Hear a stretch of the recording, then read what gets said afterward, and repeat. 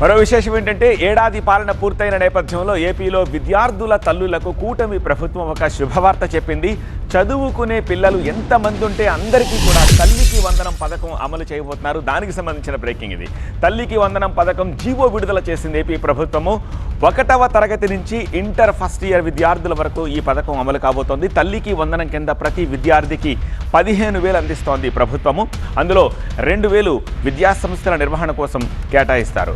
నికరంగా తల్లుల ఖాతాల్లోకి 13,000 నేరుగా జమ చేస్తుంది ప్రభుత్వము.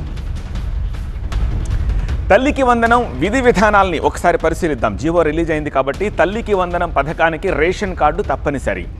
10 ఎకరాల లోపు భూమి ఉన్న వారందరికీ ఈ పథకం వర్తిస్తుంది. విద్యార్థులకు 75% హాజరు తప్పనిసరిగా ఉండాలనే ప్రభుత్వ నిబంధన ఉంది.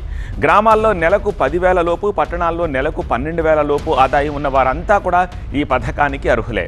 ఇక ట్యాక్సీ, ఆటో, ట్రాక్టర్ మినహా మిగిలిన 4 వీలర్ వాహనాలు ఉన్న వాళ్ళకి తల్లికి వందనం వర్తించదు. అలాగే నెలకు 300 యూనిట్ల కంటే ఎక్కువ కరెంటు వినియోగించే వాళ్లతో పాటు ఏదైనా మున్సిపాలిటీలో 1000 స్క్వేర్ ఫీట్ కంటే ఎక్కువ ప్రాపర్టీ ఉన్నవాళ్ళు ఈ పథకానికి అనర్హులు. కేంద్ర రాష్ట్ర ప్రభుత్వ ఉద్యోగుల కుటుంబాలకు కూడా ఈ పథకం వర్తించదు. కుటుంబంలో ఎవరైనా ఇన్కమ్ ట్యాక్స్ చెల్లిస్తున్నారు అంటే ఆ కుటుంబంలో వాళ్ళు ఈ పథకానికి అనర్హులు. 1వ తరగతిలో చేరే పిల్లల దగ్గర నుంచి ఇంటర్మీడియట్ విద్యార్థుల వరకు ఈ పథకం వర్తిస్తుంది. కుటుంబంలో ఎంతమంది పిల్లలు ఉన్నా పథకానికి అర్హులే. ప్రతి విద్యార్థికి ప్రభుత్వం 15,000 కేటాయిస్తుంది. ఇందులో 13,000 తల్లుల ఖాతాల్లో జమ అవుతాయి.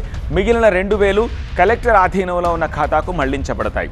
విద్యాసంస్థల అభివృద్ధి కోసం ఆ నిధులను ఉపయోగిస్తారు. పాఠశాలల్లో మురుగునీటి వ్యవస్థ, పరిసరాల శుభ్రత, పరిశుభ్రత కోసం ఈ డబ్బును వినియోగిస్తారు.